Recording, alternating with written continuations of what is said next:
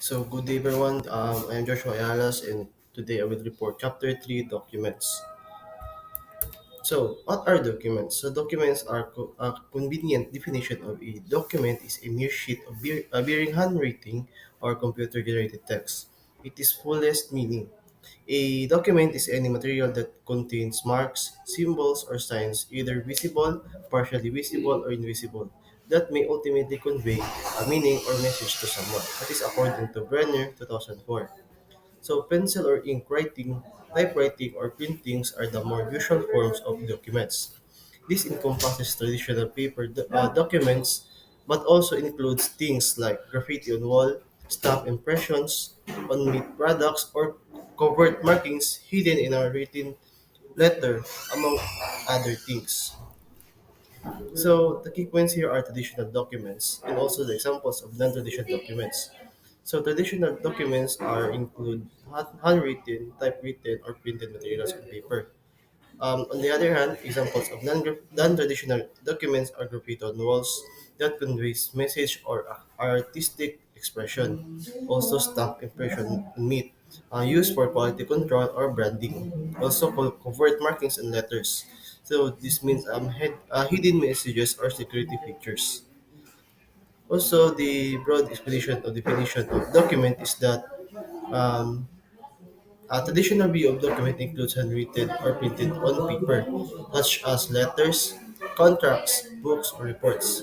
But when we expand this definition, it encompasses various forms of recorded communications, regardless of the medium. The key factor in defining a document is not the material itself, but rather its ability to convey meaning or information to someone. So that's all. Thank you. Good day everyone. I'm Daniel Caral and I would like to report Chapter 3 Documents. What are documents? The information contained in a document may be superficial. What is conveyed by the document is expressed in writing, typewriting, or printing, or a combination of any these. The information may also contain evidence regarding information about the identity of the writer, the source of the typewriting or printing, the presence of traces and of erased entries, and many other factors that can be discovered by a document examiner. The significance of such discoveries can be of interest to investigating police officer or the court, such as when the document in question is not what it seems or carries a form of deceit.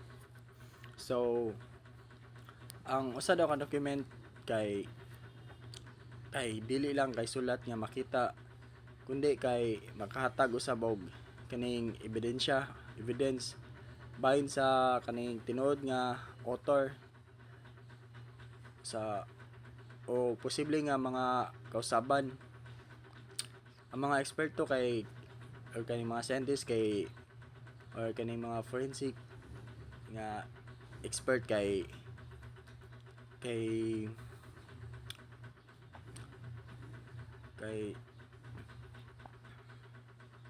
kay kaning nagamit og mga scientifico nga pamaagi aron kaning madiscover or madiskubre nila ang o kaning piki ba ang kana nga documents pinaagi sa pag susi sa mga sulat sa ink or tinta o mga kaning erase marks.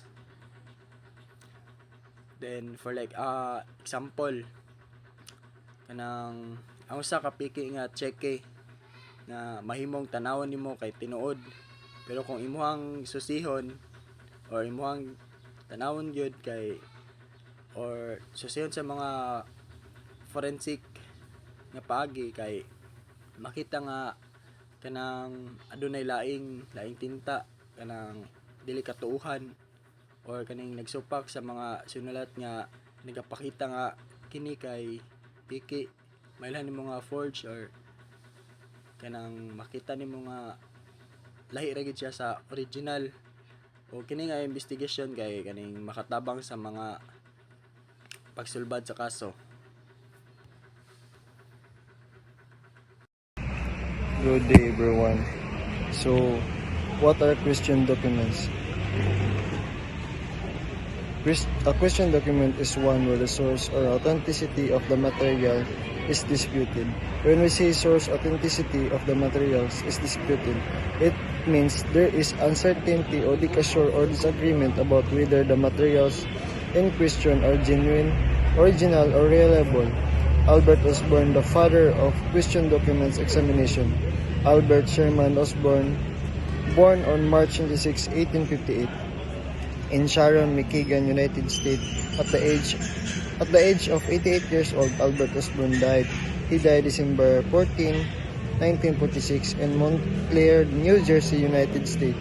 Albert Sherman Osborne, known field of Christian documents examination, expert witness in many famous trials including People versus Molyneux and State versus Hoffman, founding president of the American Society of Christian Documents Examiners. Notable work of various seminal textbooks in the area of QDE. His seminal book, Christian's Documents, was first published in 1910 and later heavily revised as a second edition in 1929.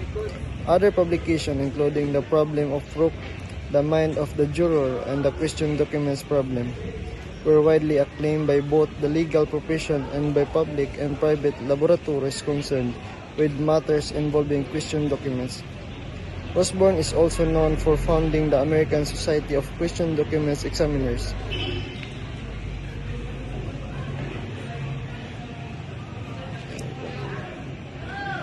On September 2, 1942, in 1913, Osborne began inviting select practitioners to informal educational gatherings hosted in his home, and those meetings eventually led to formation of the ESQDE.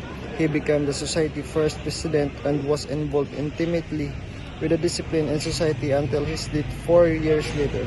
Osborne was involved in a number of high-profile cases during his time, including the murder of Mary Pagan and the Lindbergh kidnapping, the latter of which was featured in the film G. Edgar, where Osborne is played by actor Dennis O'Hare.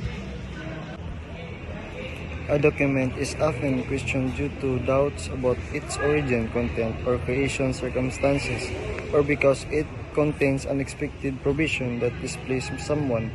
However, a true examination can confirm its authenticity. In this led, ma-question ang documents kay tungod magduha-duha o alanganin sa pagka-origin, sa content or creation circumstances o situation nila during sa pagbuhat sa document, o base lang sa kalit nga mga condition nga makapahimulos o makapasuko sa uban. Pero kung imo kini tan-awon pag-ayo, mahimo nimong makita ang tinuod ba o original kini nga dokumento. During Osborne time, many Christian document cases were resolved in a lawyer's office because it was more efficient and cost-effective. Clients would resolve issues through expert analysis and technical advice without the need for lengthy court proceedings. This approach saved time, money, and avoided the public exposure that could come with a court case. Moreover, many disputes could be settled privately, preserving relationships and ensuring quicker resolution. That's all. Thank you. Good morning, everyone. I am Christian Alpo, and I'm going to report what are question documents. So, what are question documents? Are any written, printed, or type of materials whose authenticity, origin, or content in the need to be verified. These documents are usually examined in legal or investigative context to determine things like who wrote or signed them, whether they've been altered or purged, or if they are genuine. So, the example of question documents are include signature and check, wills, contract, identification card, or even handwritten notes. Forensic documents examiners analyze these documents using this scientific method to detect forgery, alteration, or any signs of tampering. They look at handwritten inks, paper, inks, paper, printed method, and other physical characteristics to find out the truth behind the documents. So, in short, question documents played a key role in investigation in court cases, helping to uncover fraud, identity theft, or dispute over legal documents. And that's all. Thank you.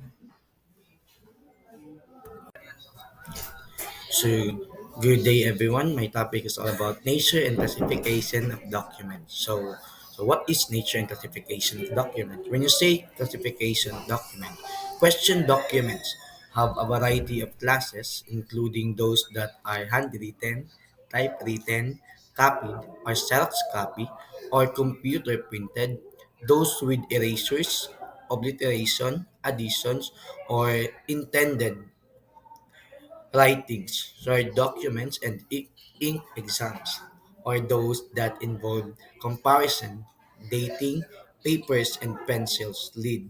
So when you say document classification, is the process of grouping documents into predefined categories or classes, just as documents typing or sentiments.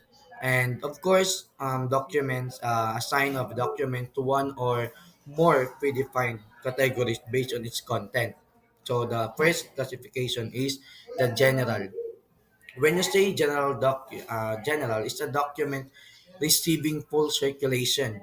So this classification is used on basic documents and final meeting records, including agendas, studies, and reports, communications from government, resolutions, and other decisions of concerns.